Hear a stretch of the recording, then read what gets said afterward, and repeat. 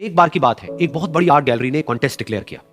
उसमें उन्होंने अनाउंस किया कि जो भी पेंटर पीस को डिपिक्ट करने वाली वर्ल्ड की सबसे अच्छी पेंटिंग बनाएगा उसको $10 मिलियन का इनाम मिलेगा।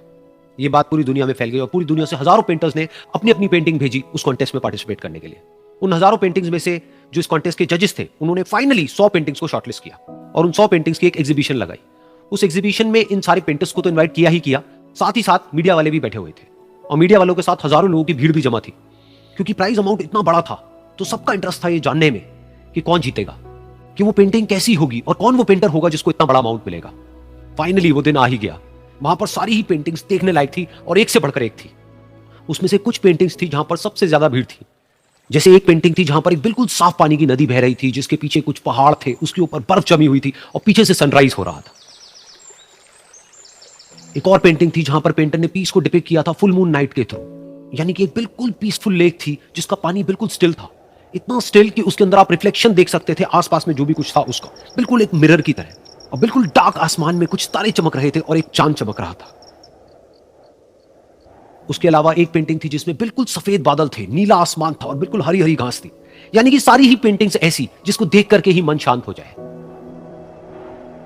तो कॉन्टेस्ट बहुत ही टफ था क्योंकि सारी पेंटिंग्स एक से बढ़कर एक थी, तो जजेस के लिए शॉर्टलिस्ट करना कि कौन सी पेंटिंग बेस्ट है, that was very very difficult. लेकिन वो मोमेंट आ ही गया जब जजेस ने अपना माइंड मेकअप कर लिया और एक पेंटिंग को इन सारी पेंटिंग्स में से सिलेक्ट कर लिया और उस पेंटिंग को एक बड़े से कर्टेन के पीछे रख दिया। सामने वो सारे पेंटर्स बैठे हुए थे, मीडिया वाले थे और हजारों लोगों की भीड़ थी। सबकी क्यूरियोसिटी बढ़ती चली जा रही थी क्योंकि अमाउंट बहुत बड़ा था। लेकिन जैसे ही वो पर्दा हटा और सामने से सबने उस पेंटिंग को देखा तो सब हैरान रह गए। सब एक दूसरे की शक्ल देखने लगे।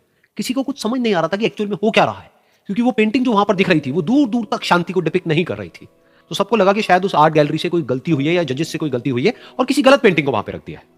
तो कुछ पेंटर्स एक साथ गए, जाकर के उस आर्ट गैलरी के ओनर से मिले और जाकर के उससे पूछा कि क्या ये कोई गलती है, गलती से कहीं कोई गलत पेंटिंग तो आपने वहां पे नहीं रख दी है। तो आर्ट गैलरी वाला थोड़ा सा मुस्कुराया और बोला नहीं, ये पेंटिंग बिल्कुल ठीक है, जजेस ने इसी पेंटिंग को सिलेक्ट किया है और यही पेंटिंग आज की विनर है। सारे पेंटर्स ये जवाब सुन करके गुस्से से भर गए और सबने मिलकर के रिवोल्ट कर दिया। और ये देख करके सारे मीडिया वाले अपनी अपनी जगह से खड़े हुए और भागते हुए गए उस आर्ट गैलरी के ओनर के पास में और अपने अपने माइक्स उनके मुंह के आगे कर दिए। तो अगेन वो आर्ट गैलरी का जो ओनर था वो हल्का सा मुस्कुराया और उसने कहा कि मुझे कुछ बोलने से पहले एक बार इस पेंटिंग को आप लोग ध्यान से देखिए, थोड़ा पास से देखिए, शायद आपको कुछ ऐसा नजर आए जो दूर से नजर नहीं आ रहा है। क्योंकि आप सबने एक चीज तो देख ली कि इस पेंटिंग में आंधी है, तूफान है, चारों तरफ सब कुछ तहस नहस हो रहा है, आसमान में बिजली कड़क रही है, काले बादल हैं, ये सब तो आपने देख लिया। लेकिन एक चीज नहीं देखी कि इस पेंटिंग में एक घर भी है।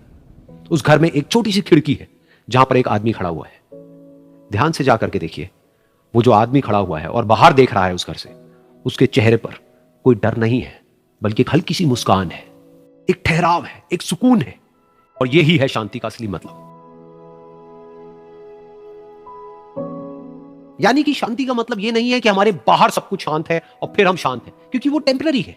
असली शांति का मतलब यह है कि हमारे बाहर चाहे जो कुछ भी हो रहा हो, हम अंदर से पूरी तरह से शांत हैं, हमारा मन शांत है।